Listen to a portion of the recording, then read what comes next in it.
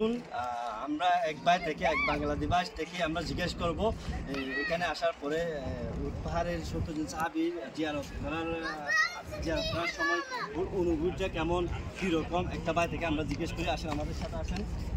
ভাই আসসালামু আলাইকুম রহমতুল্লাহ। ওয়ালাইকুম আসসালাম। কি অবস্থা, কেমন আছেন? আপনি বাংলাদেশি তো অবশ্যই না? আমি বাংলাদেশি, চট্টগ্রাম থেকে। আলহামদুলিল্লাহ আমি ভালো আছি। তো আমরা কেন আসছি? আমরা মক্কা থেকে আসছি, অবশ্যই মক্কা থেকে আসে এখানে জিয়ারত করার জন্য আসছি। আপনি তো মনে হয় এখানে, তো এখানে এসে জিয়ারত করার পরে পাহাড়ের আপনার অনুভূতিটা কেমন, কীরকম লাগতেছে এমন আমাদেরকে একটু বিস্তারিত বলবেন? জি অবশ্যই, ইনশাআল্লাহ। আমি আসছি মক্কা থেকে জিয়ারত করার জন্য। এখানে আমাদের সত্যযোদ্ধা সাহাবীন যারা যুদ্ধতে আল্লাহ রসুলের সাথে ওদের যুদ্ধে শহীদ হয়েছিল, তারা এখানে শুয়ে আছেন তাদের কবরে। এখানে আমরা জিয়ারত করলাম তাদের কবরস্থানগুলো। আমাদের অনেক ভালো লাগতেছে, কারণ অনেক অনুভব করতেছি। এটাই হচ্ছে সেই উহুদের পাহাড় যেখানে আল্লাহ রসুলের সেনাবাহিনী দাঁড়িয়েছিল এবং খালিদ বিন ওয়ালিদ জন্মগ্রহণ করে নাই, তখন তারা পিছন থেকে আক্রমণ করছিল। আল্লাহ রসুলের সাহাবী আল্লাহ রসুলের কথা অমান্য করে যেখানে জায়গা পরিবর্তন করে দিয়েছিল, যার কারণে বাহিনী পিছন থেকে আক্রমণ করে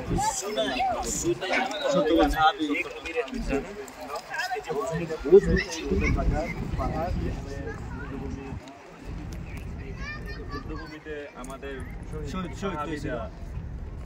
সাহাবীদের রক্তে রক্তাক্ত ছিল সবগুলা। এটাই সেই জায়গা এবং সত্যজন সাহাবী এখানে শুয়ে আছে আমাদের। তাদের দেখতে আসাটা আমাদের স্বপ্ন ছিল, তাদের কবরে জিয়ারত করাটা।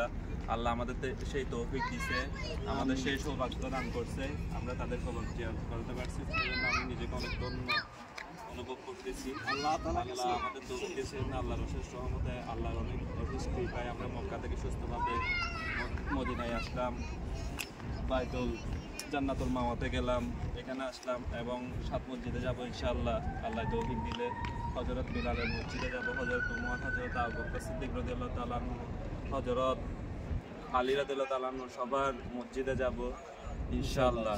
ইনশাআল্লাহ সবাই আমরা সত্যজন সাহাবী যারা আমাদের শহীদ হয়েছিল, আমরা আছি ওনাদের কবরকে জিয়ারত করার জন্য। আলহামদুলিল্লাহ আলহামদুলিল্লাহ, আল্লাহ তাআলা সবার মনে আশা পূরণ করুক। এই বলে আমরা ভাই অসংখ্য ধন্যবাদ যে আমাদেরকে এত সুন্দরভাবে বুঝিয়ে দিয়েছেন, এই জন্য ধন্যবাদ আপনাকে অবশ্যই।